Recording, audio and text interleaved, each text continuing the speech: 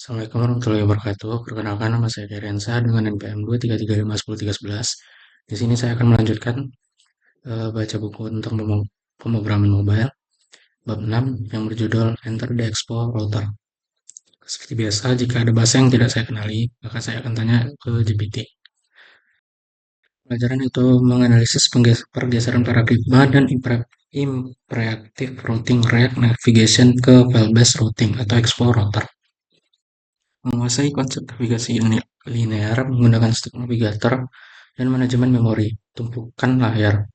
Mencari navigasi paralel yang efisien menggunakan tabs dan persistent layout. Mengimplementasikan peta dinamis atau dynamic route untuk menangani data variabel menggunakan slugs. Lalu menerapkan strategi deep linking otomatis untuk menghubungkan aplikasi dengan ekosistem web eksternal. Di sini bahasa yang saya tidak tahu itu file-based routing.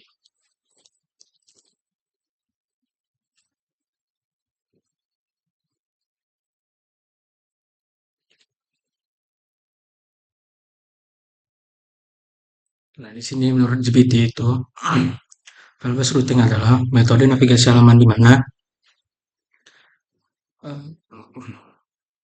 struktur di file dengan proyek langsung menentukan URL atau root aplikasi. Artinya nama file sama dengan path URL.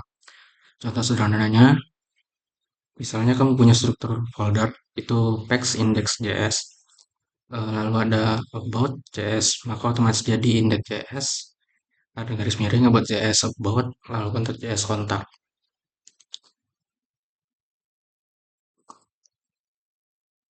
Di sini contoh di framework populernya, konsep ini dipakai di Next.js, Explorer, dan Nux.js.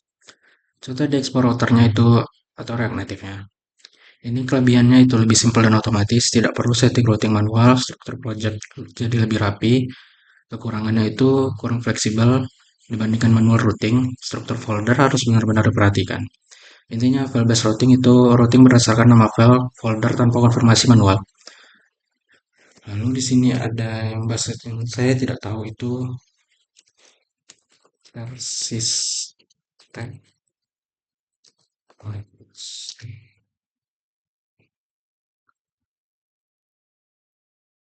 Persistent layout adalah konsep di mana layout komponen pembungkus seperti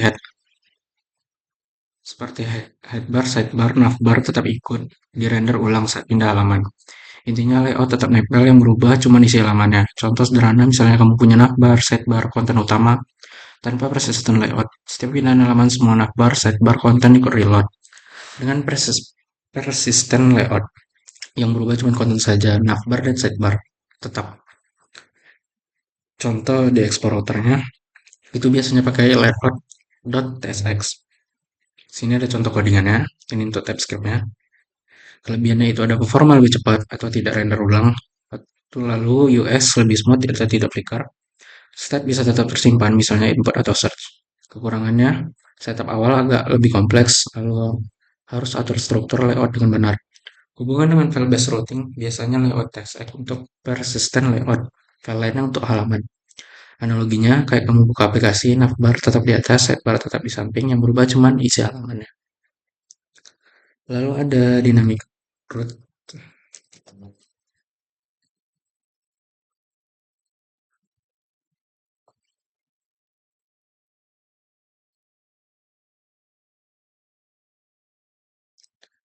Nah, dynamic routes itu adalah URL yang bersifat dinamis, artinya bisa diubah tergantung data. Biasanya pakai parameter seperti ID atau slug dan lain-lainnya. Intinya, satu file bisa menangani banyak URL berbeda. Contoh sederhananya misalnya produk 1, produk 2, produk 3. Semua itu bisa ditangani oleh satu file saja, bukan banyak file. Sini ada contoh explorer-nya, struktur foldernya, app product, edit dynamic route-nya. Ini ada cara ambil paramnya, lalu contoh di Next.js-nya.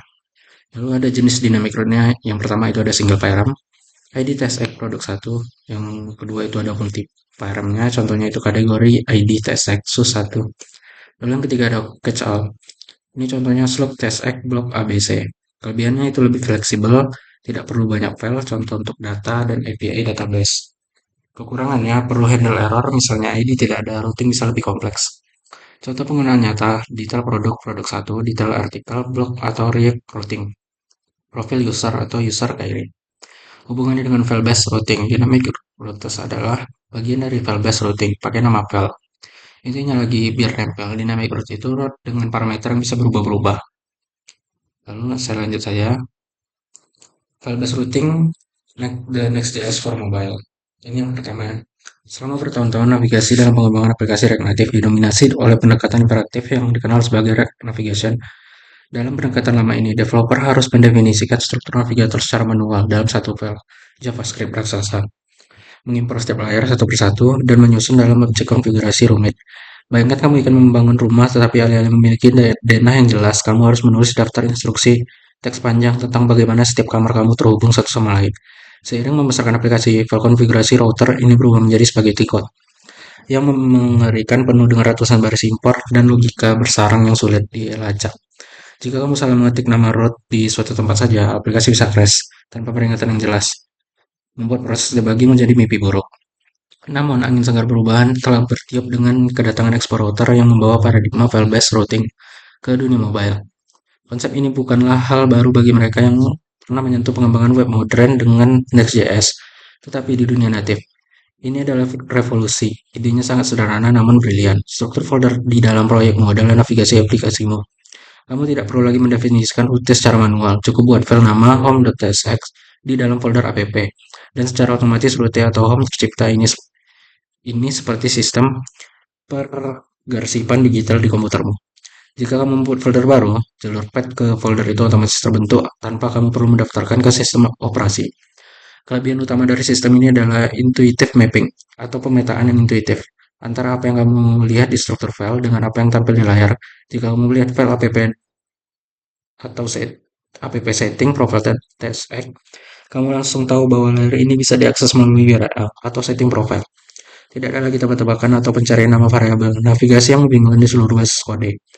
Struktur fisik file menjadi single source of truth, memaksa developer untuk menjaga kerapian organisasi folder sejak awal.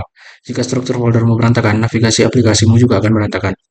Sehingga explorer secara tidak langsung mengajarkan disiplin arsitektur yang baik.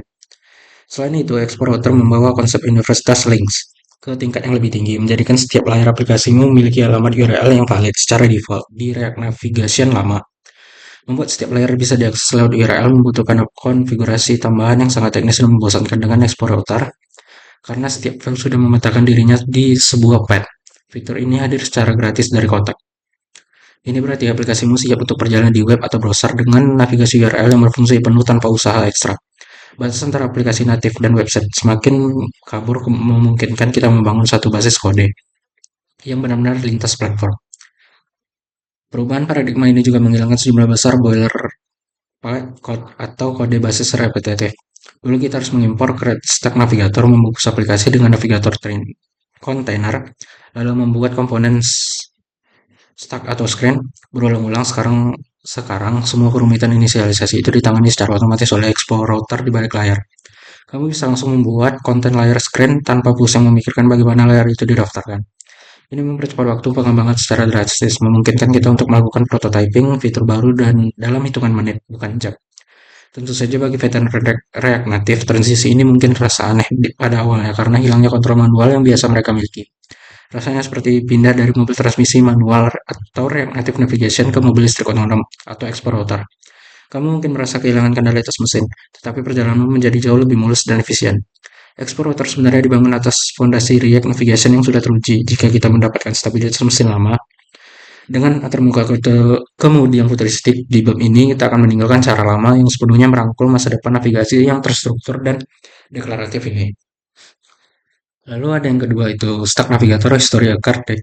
Konsep navigasi paling fundamental dalam aplikasi mobile adalah Stack Navigator, yang bekerja persis seperti tumpukan kartu remi di atas meja. Ketika kamu membuka aplikasi yang menekan sebuah tombol untuk pindah ke layar baru tersebut tidak menggantikan layar lama, melainkan diletakkan atau push di atas layar lama. Layar lama masih ada di sana, hidup di memori, menunggu di bawah tumpukan untuk dipanggil kembali. Ini berbeda dengan navigasi web tradisional di mana halaman baru biasanya menggantikan halaman lama sepenuhnya. Mekanisme tumpukan ini memberikan pengalaman pengguna atau UX yang natural, di mana pengguna merasa masuk lebih dalam ke dalam aplikasi yang bisa kembali ke permukaan kapan saja. Perilaku ini menciptakan apa yang kita sebut sebagai navigator historik linear. Setiap kali pengguna melangkah maju, sejarah perjalanan mereka bertambah satu lapis. Tombol back di pojok kiri atas atau gestur swipe di iOS atau Android berfungsi sebagai pemerintah pop, yaitu mengambil kartu paling atas dan membuangnya sehingga kartu di bawahnya terlihat kembali karena layar sebelumnya tidak pernah dihancurkan, hanya tertutup, statusnya tetap terjaga. Teks yang sudah diketik di form layar sebelumnya tidak akan hilang saat pengguna kembali. Ini adalah fitur krusial yang membedakan aplikasi natif berkualitas tinggi dengan situs web seluler yang sering merefresh halaman saat tombol back ditekan. Namun, manajemen memori pada stack navigator adalah bermata dua yang harus diwaspadai oleh setiap developer. Jika kamu terus-menerus melakukan push layar baru tanpa melakukan pop atau tumpukan kartu, itu akan menjadi sangat tinggi hingga memakan habis RAM perangkat. Bayangkan pengguna yang masuk ke detail produk A, lalu produk B, lalu produk C, dan seterusnya hingga 50 kali. 50 layar tersebut akan menumpuk di memori. Oleh karena itu, kita harus bijak menggunakan metode navigasi. Gunakan push untuk masuk lebih dalam, tapi gunakan replace atau reset jika kita ingin mengganti konteks penuhnya. Misalnya setelah login sukses atau menuju home, replace akan menukar kartu ke teratas dengan kartu baru tanpa menambah tinggi tumpukan. Di Explorer, pengguna stack navigator didefinisikan secara deklaratif di dalam file layout test. Alih-alih menulis komponen navigator yang rumit, kita cukup mengekspor komponen stack dan mendefinisikan opsi setiap layar anak. Kita bisa mengatur judul header, warna tombol back, atau bahkan menyembunyikan header sepenuhnya hanya dengan berbagai baris kode konfigurasi. Fleksibilitas ini memungkinkan kita mengontrol tampilan navigasi per layar dengan sangat presisi, namun tanpa terpusat. Explorer membaca file layout ini dan secara otomatis membungkus semua file di dalam folder tersebut dengan logika tumpukan yang benar. Salah satu fitur yang paling memuaskan dari stack navigator adalah transition animation. Bawaan yang halus di iOS, layar baru meluncur dari kanan ke kiri, sementara layar lama bergeser sedikit ke efek parallax yang elegan. Di Android, transisi standar biasanya berupa efek fade dan scale bawah atau tengah. Animasi ini bukan sekedar hiasan, ia memberikan petunjuk spasial atau spatial cue kepada otak pengguna tentang di mana posisi mereka berada dalam hierarki aplikasi Explorer. Memungkinkan kita menggunakan animasi natif ini tanpa konfigurasi apapun, membuat aplikasi terasa mahal dan terpoles dengan baik secara instan. Penting juga untuk memahami perbedaan antara model presentation dan card presentation dalam stack. Terkadang kita ingin layar baru muncul dari bawah ke atas, seperti lembaran kertas yang menutupi layar, bukan dari samping. Ini biasanya digunakan untuk tugas-tugas singkat seperti formulir pengisian data atau konfirmasi yang harus diselesaikan pengguna sebelum kembali di Explorer. Menggunakan mode presentasi ini semudah menambahkan properti presentation model pada konfigurasi di layar atau layout TSX. Memahami kapan harus menggunakan post standar dan kapan harus menggunakan model adalah bagian penting dari desain interaksi mobil yang baik. Lalu yang ketiga itu ada tab dan layout parallel universe. Jika stack navigator adalah tentang perjalanan linear maju mundur, maka tab navigator adalah tentang perbedaan antara dua paralel yang setara. Bayangkan sebuah rumah dengan beberapa ruangan utama, ruang tamu, dapur, dan kamar tidur. Kamu tidak masuk ke dapur dari ruang tamu dalam artian menumpuk ruangan, melainkan kamu berpindah lokasi. Dalam aplikasi ini biasanya dipresentasikan oleh menu bar di bagian bawah layar, atau seperti Instagram atau WhatsApp. Tab memungkinkan pengguna berpindah konteks utama dengan satu ketukan tanpa kehilangan status di masing-masing tab tersebut. Jika kamu scroll jauh ke bawah tab home, lalu pindah ke tab profil, dan kembali lagi ke home, posisi scrollmu di home harus tetap sama. Disinilah konsep persisten layout di Explorer menjadi sangat vital melalui file sakit bernama layout TSX.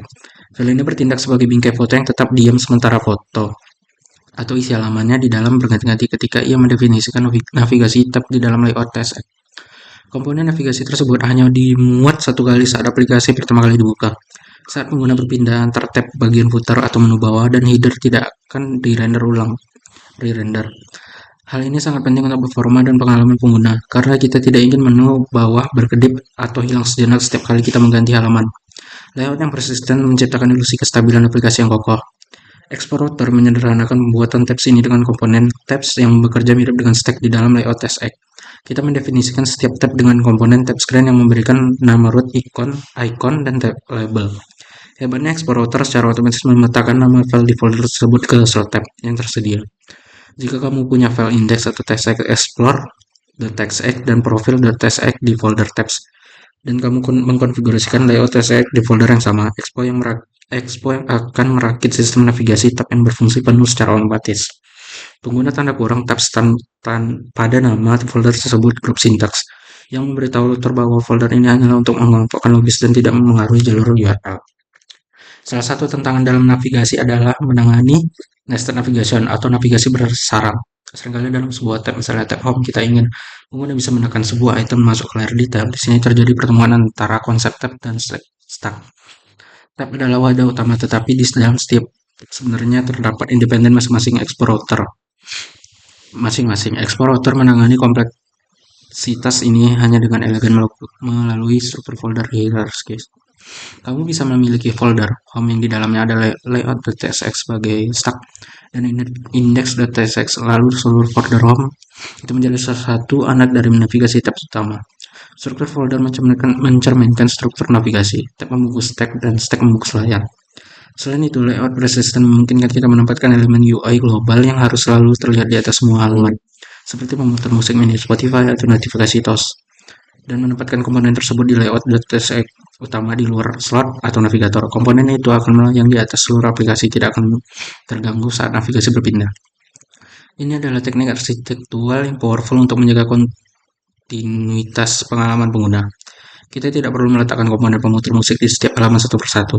Cukup satu kali di layout indok dan ia akan ada di sana selamanya. Pemahaman tentang perbedaan filosofi antara tab paralel dan stack tumpukan saat berjalan dan merancang information arsitektur atau IA aplikasi.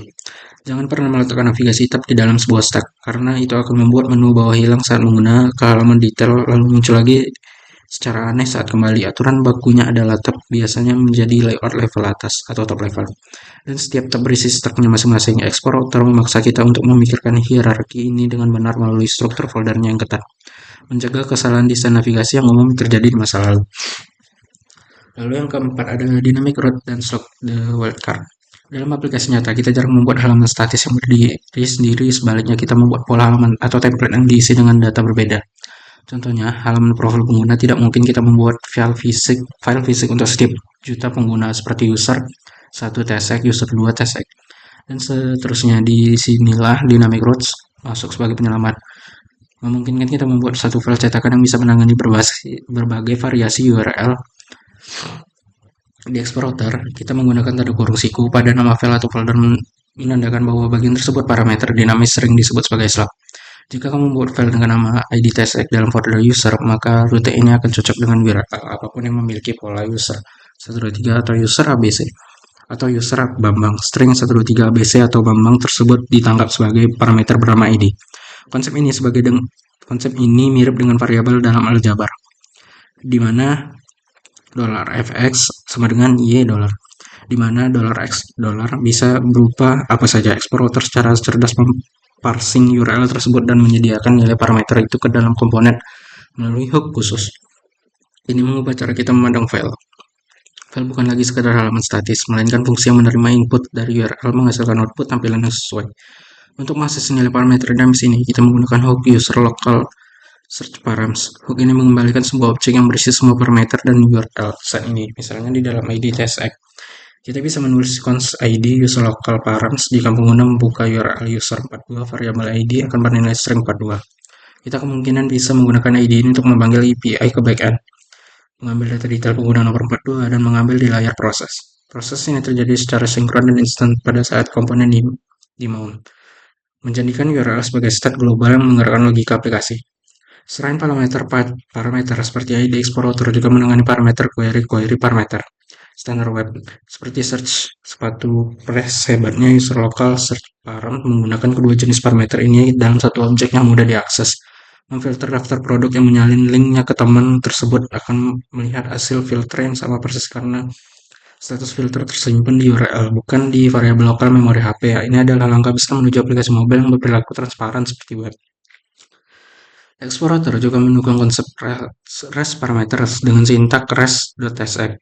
Rute ini bersifat seraka atau greedy dan menangkap semua segmen jalur URL tersisa. Ini sangat berguna untuk menangani struktur konten yang ke dalamnya tidak diketahui, seperti navigasi folder, file, atau kategori produk yang bersarang. Misal shop elektronik, komputer, laptop, gaming. Dengan range parameter kita bisa menangkap array elektronik komputer laptop gaming dan merender UI breadcrumb yang dinamis. Fitur ini memberikan fleksibilitas tanpa batas dalam merancang struktur URL dengan kompleks namun tetap bersih. Kekuatan terbesar dari sistem rute dinamis di Explorer adalah static typing. Jika menggunakan TypeScript, Explorer mampu menggenerate IP data semua rute di aplikasimu secara otomatis. Artinya, jika kamu mencoba menavigasi ke router ke user tanpa menyertakan ID, TypeScript akan memberikan garis merah error bahkan sebelum kamu menjalankan aplikasi. Fitur TypeRoutes ini adalah jaring pengamanan yang luar biasa, mencegah broken links atau navigasi yang mengarah ke halaman kosong atau 404 not found di dalam aplikasi. Kombinasi fleksibilitas log dan keamanan VPN dan menjadikan pengembangan fitur dinamis jauh lebih aman dan menyenangkan. Yang kelima itu ada deep linking atau the wormhole. Deep linking adalah konsep yang sering dianggap mistis dan sulit. Banyak pengembang mobil namun sangat vital untuk menemukan aplikasi secara sederhana. Deep link adalah tautan URL yang ketika diklik API misalnya secara email atau WhatsApp atau browser akan membuka aplikasimu dan langsung membawamu ke halaman spesifik di dalamnya melewati halaman depan. Bayangkan ini sebagai lubang cacing atau wormhole yang memindahkan pengguna dari luar. Promosi yang kamu sebarkan hanya membuka halaman utama aplikasi, memaksa pengguna mencari produk promo itu sendiri secara manual. Sebuah gesekan friction atau UX membunuh konversi penjualan. Di era pra-explorer mengkonfigurasikan deep linking membutuhkan pengaturan yang rumit di sisi natif atau mengedit Android manifest.xml dan info pilih secara serta konfigurasi mapping manual di navigation di rantai kesalahan. Explorer mengubah permainan ini secara gratis karena ia dibangun dengan prinsip URL first. Karena setiap file di Explorer sudah memiliki alamat URL secara alami berkat file based routing. Deep linking menjadi fitur yang aktif secara otomatis. Kamu hanya perlu mendaftarkan skema URL aplikasi, misalnya myapp, dikonfigurasi di boom atau myapp user akan langsung membuka halaman ID dataset di aplikasimu tanpa kode tambahan apapun. Ada dua jenis utama deep link yang perlu dipahami: custom scheme dan universal links iOS atau app links Android. Custom scheme menggunakan protokol membuat sendiri seperti Gojek atau Spotify ini mudah diatur tetapi memiliki kelemahan. Jika aplikasi belum terinstall, tautan akan error atau broken.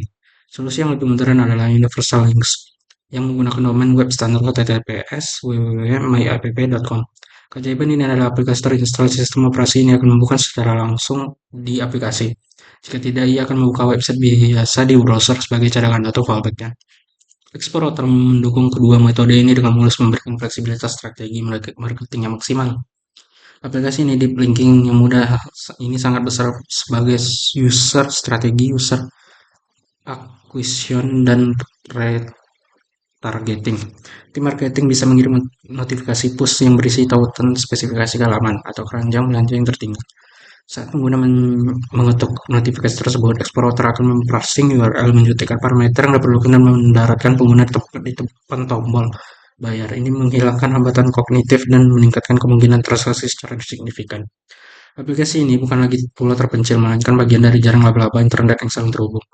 Selain itu, deep linking memudahkan proses testing dan sharing antara tim developer. Kamu bisa berbagi URL dan spesifik dari halaman yang kamu kerjakan kepada rekan timmu, QA, atau kualitas asuransi. Mereka cukup klik tersebut di simulator tanpa perlu klik manual dari elemen login di Explorer di URL di browser. Simulator bahkan akan berubah secara real time saat kamu menavigasi di dalam aplikasi, memberikan umpan balik visual yang sangat membantu untuk memahami struktur navigasi yang sedang berjalan.